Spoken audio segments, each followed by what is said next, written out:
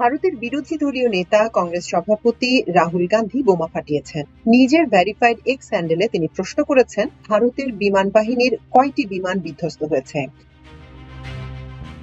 এর আগে ভারতের পররাষ্ট্রমন্ত্রী জয়শঙ্কর জানিয়েছিলেন, অপারেশন সিন্দুর চালানোর আগে পাকিস্তানকে অবহিত করা হয়েছিল। তার এই স্বীকারোক্তির পর ভারতের রাজনৈতিক অঙ্গনে তোলপাড় শুরু হয়।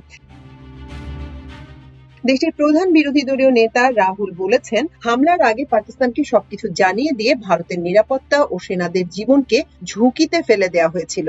তিনি ক্ষুব্ধ হয়ে জিজ্ঞেস করেছেন, আগে জানানোর কারণে পাকিস্তান কয়টা বিমান ধ্বংস করেছে।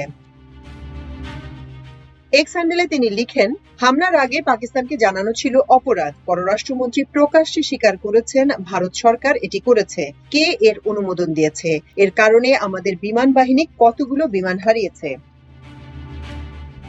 রাহুল গান্ধী জয়শঙ্করের একটি ভিডিও প্রকাশ করেছেন। সেখানে তাকে বলতে শোনা যাচ্ছে, পাকিস্তানে সন্ত্রাসী অবকাঠামোতে হামলার আগে পাকিস্তানকে অবহিত করা হয়। তিনি বলেন, অপারেশনের শুরুতে আমরা পাকিস্তানকে একটা বার্তা পাঠিয়ে বলি, আমরা সন্ত্রাসী অবকাঠামোতে হামলা চালাচ্ছি এবং আমরা পাক সেনাদের উপর হামলা চালাবো না।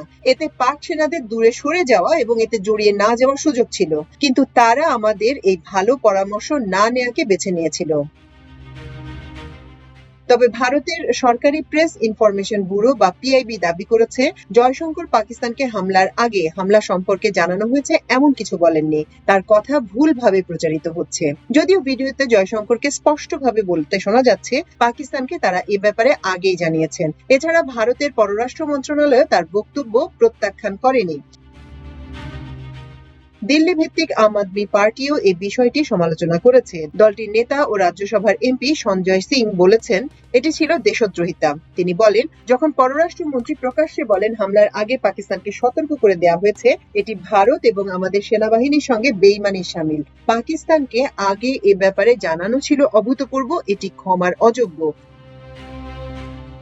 তিনি আরো বলেন, এখন প্রধানমন্ত্রী নরেন্দ্র মোদীকে উত্তর দিতে হবে, যুক্তরাষ্ট্রের প্রেসিডেন্ট ডোনাল্ড ট্রাম্প কতটা সত্যি বলছেন, আর আমাদের পররাষ্ট্রমন্ত্রী যে দাবি করেছেন সেগুলো কতটা সত্য। কেন পাকিস্তানকে আগে বলা হলো? এটি কি উচ্চ পর্যায়ের নির্দেশনা ছিল? ভারতের মানুষের এ ব্যাপারে জানার অধিকার আছে। মোদী সরকারকে উত্তর দিতে হবে, তারা কি সশস্ত্র বাহিনীর সঙ্গে বেইমানি এবং আমাদের নিরাপত্তাকে অবমূল্যায়ন করেছে? এরপর বিরোধী দল সাধারণ মানুষকে জানাবে এবং এর সঙ্গে জড়িতদের বিচার দাবি করবে। মাল্টিমিডিয়া ডেস্ক, আমার দেশ।